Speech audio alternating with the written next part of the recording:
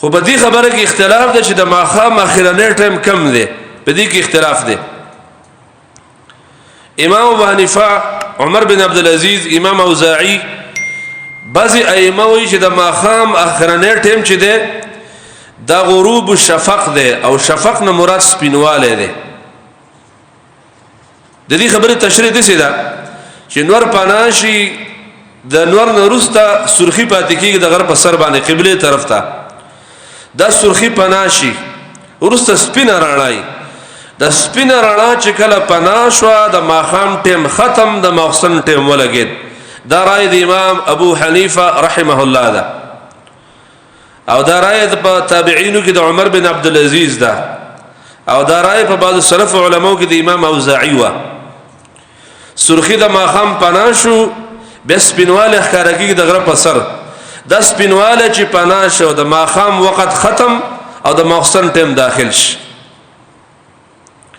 جمهور اهل علم دسی وی چې د ماخام وخت چې کله د سرخی پناشي د سرخو پر د ماخام وخت چې په د مغرب طرف ته کوم سرخی ښکارګي قبله ته دا سرخی چې سو ټیم پر و د ماخام ټیم لاندې ختم شوه اخیری ټیم او چې سرخی کله پناشو د ماخام ټیم ختم شي او بیا د مخسن ټیم شروع کیږي دی باب کې احادیث چې ټول ته متعلق نه غم د دې قول ملګرتیا کوي حدیث ابو موسی ده وصلى المغرب قبل ان يغيب الشفق و نبی اسلام د ماخام من ته ټیم کې کاوه چې لا شفق نو پنا شوه دا د ماخام ټیم دی دا په ډیرو روایتونو کې دا خبر راغله او د شفق معنا د صحابونو نقل دا چې صحابه وي شفق ویل کېږي سرواله تسبینواله ته نه ویل کېږي د لغت عربی چې څومره کتابونه زمنګ سره دي یا علماء لیکلي د ټولو کتابونو خلاصه دا د شفق ویل کېږي سرواله ته سرخی د ماخام ته شفق وي او سپینواله د ماخام د شفق نه وي دیو جن دا یو فائدہ به ځان لا ذهن کې کېدا وا چې د امام صاحب رحمت الله علیه په نسبت د ماخام ټیم وګد دی او د جمهور په نسبت شافعی مالک احمد بخاری مسلم ابو داود نسائی ترمذی تمام ائمه د اسلام چې دي د دیو په نسبت د ماخام ټیم مختصر دی د سرخی د ماخام مخکې د مخکې پنا کیږي او رست سپینواله او د سپینواله رست پنا کیږي امام ابو حنیفه د ماخام ټیم کې وګدواله شته او د جمهور ائمه چې ماخام ټیم مختصر دی وزي کې د لطیفام ذهن کې کېدا وا وس احناف علما چې څومره علما دي په دې ساحه کې او د ماخام د اذان پسې متصل منځ کې هغه دوه اوقات او دوه رکعات لم ټیم نه ور کوي او دا تدیر هغه سره ټیم مکروه داخليږي سره دا غینه چې فقه حنفي کې امام ابو حنیفه احناف علما چې څومره دي د دې رائے دار چې د ماخام ټیم وګد دي کتابونو کې دا چې ټیم د ماخام وګد دي او عام خلک تادی کوي یو ځکه د ماخام د چا مل مشو منګه د ماخام منځوک هغه ملګرو اعلان وکړ چې یو سنت مخ یو 15 منټه خبره دی ملګرو ته وکم ما ټیک ده زه چې منبر ته ختم یو درې څلور بډاګان په سنت ودرې ده ما وکینه خبره مختصره کوم 15 منټه کوم سنت ورسته وکړو واغه یو سپینګری سي مولا شانو هغه ماته وي چې موږ د کدوانو پاڼې نه دی ویلي دا د ماخام وخت کوم دا کوته حقيقي کوته ده زه خپل سنت کوم او ته د خپل بیان ورسته وکي بهرحال ما خبره شروع کړه هغه سنت وکړه بیا بیان تکې ناس اس امام ملګر ته چې دا غریب دین هم نه خبر چې د ماخام اولنې وخت د کم ځای شروعي په کم ځای ختميږي د سب دا ټکه یاد کړل چې د ماخام وخت کوته ده او دا مذهب د کتاب نه خبر چې دا مذهب کتاب د څه وای چې د ماخام وخت دومره وګد چې سرخی د ماخام پناشي بیا غ سپینواله بیاس چې کم ده هغه چې پناشي د ماخام وخت ختميږي څه کم 2 غنټې دی نه وګد ټیم ده نو دا یو علمي ده په دنیا کې چې زهره جمعه کې بیانومه چې کم از کم چې دی علماء د خپل کتابونو ته رجوع کول نو دا اختلاف بډی رک دی نه لنډې دی به حدیث او دعوت هم بار بار خلکو ته وجه د حدیث ته رجوع کې خبره ختميږي چې زما استاد معیار قران او حدیث څخه خبره ختميږي امامان ورستۍ خبره ده چې د الله او د رسول خبره زما استاد معیار شون زما استاد مسلې حل کیږي اس اختلاف نه پیدا کیږي خو کم از کم چې یو سړی خپل کتابونو ته رجوع کوله هدایت ته رجوع کوله بل شروقایت ته رجوع کوله او دې کې د اوقات کتل چې د امام سے مذهب سره دې کې کتل نو ام اسانه دله بیا بچا دومره جګړې نه کول چې راکه ماخام کې 2 رکعات ټیم دی او هر بوډا وجه ټیم کوتا شه دسی باندې وې هغه بل د 2 رکعات د 3 منټه کې کیږي چې سړی ماخام اذان په صحیح وخت باندې وای نو په 2 رکعات باندې 3 منټه او 4 منټه یې لګي دا آسان دي په دې کې وخت نه تاخير کیږي نو بیا به دا اختلاف نه ان شاء الله دا خبره په خپل ځای ويم چې د ماخام نه اذان رسول 2 رکعات او اهمیت سره او د دې متعلق دلایل 3 قسمه دلایل قولی حدیث ځان لا فعلی حدیث ځان لا تقریری حدیث ځان لا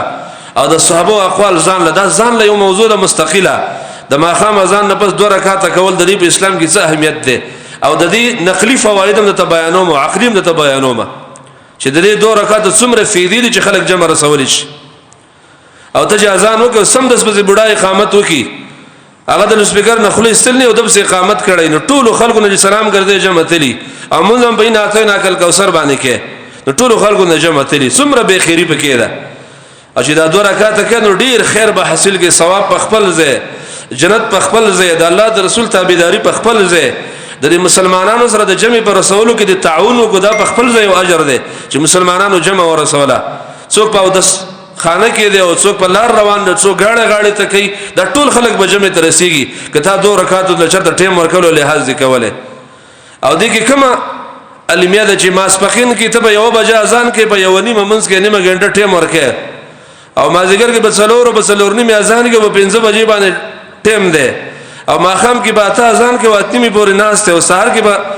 3 نیمه باندې اذان کې او 4 پورې ناس یا په 4 باندې اذان کې او 4 نیمه پورې ناس ته نیمه غنټه ورکړ نو ماخام کې 15 منټه کې زیات شو څه دنیا به دی ورانېږي خداغه مذهبي چوکاټ د زهر وخت کې بیانومه مذهب په کتابونو کې رسېدل کله شوی دی او یا مليانو موږ ته ویل دا ټیم کوته د عوام د قشن روان دي کنه یو امي سره ویل شي مولوی په 15 ټیم ملت ټیم ورکو د عملګری راورسي دي کې خیر د جمع به زمونږ لګ ډیر شي دیونه زمارو په دې ټولو خبرو کې د اسلام چې قران او حديث د بدی کې د انسانيت خیر دی په دې کې زما او ستا اجر او ثواب پکې دی په دې کې د الله رضا پکې ده نو شفق ویل کېږي سرواله ته د تمام لغت عربی کې د لیکل شوی ده او دا ټیم تقریبا د نور د ډوبېدونه 1 غنټه پس تقریبا ماخصن داخلي 1 غنټه پس نن سبا چې غروب شفق کېږي نن سبا چې ما کتلې ده 20 منټه د پاسه په 2 بجې باندې کېږي یا 2 منټه د پاسه په 2 بجې باندې کېږي موږ د خبر اهتمام کوو ځکه موږ کتاب ولا ګورو بیا په نفس الامر کې دا ګورو چې کله اسمان شین د تجربه هم کوو نو تقریبا 20 منټه د پاسه د ماخام اذان کې شپږ بجې یا څلګ مخکې یا وروسته دا د ماخام اذان دی 1 غنټه ټیک پس د غروب شفق کېږي دا سرخی ډوبېږي او دا غي نه پس د ماخام منځ روا کېږي مخصن منځ روا کېږي دا غي پسې دا یو تجربه زده کوي چې دا هيئت په کتابونو کې لیکل د ریاضي په کتابونو کې دا تجربه ده صبح صادق د خطونه رستا نور شراخیج د نور او د صبح صادق په خطو کې تقریبا 1 غنټه یا 10 منټه او 1 غنټه 20 منټه او 1 غنټه په باندې 1 غنټه دا ټیمي دا ځان سره نوٹ کړئ صبح صادق د خطونه رستا د نور خطو په منځ کې دا فاصله تقریبا دومره ده چې 1 غنټه یا په باندې غنټه یا شل موسم د مخکې ورسته کې دوه بدلېږي کله 20 منټه د پاس 1 غنټه کله په باندې 1 غنټه نور شراخیج او سحر شراخیج د دې منځ کې دا فاصله ده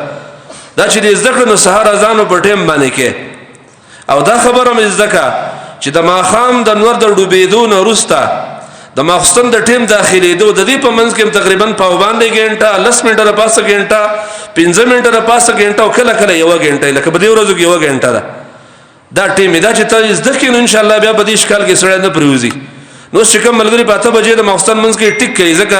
20 منټه 20 منټه د پاسه 8 بجې ماخستن 2 بجې ماخستن داخليږي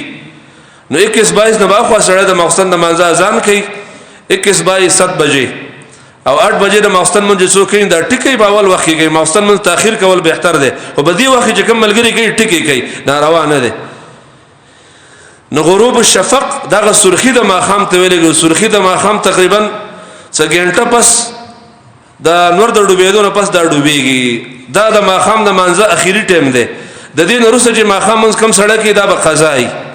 دا به قضای او دا به اداني مګر هغه سړی چې هغه ته استقرار د مجبور د غړ او ته نه ودرېږي او یا په بیهوشي کې د یا د نشي په حال کې دی یا ود پاتې شاغه سره را پاتې چې په هر ټیم کې منځ کې دغه منځ کېږي دا به استراری وقتی دا د حدیث نو تاسو ته ماویل د توقات الاستراریه وي په دغه وخت بیا دغه سړی منځ کېږي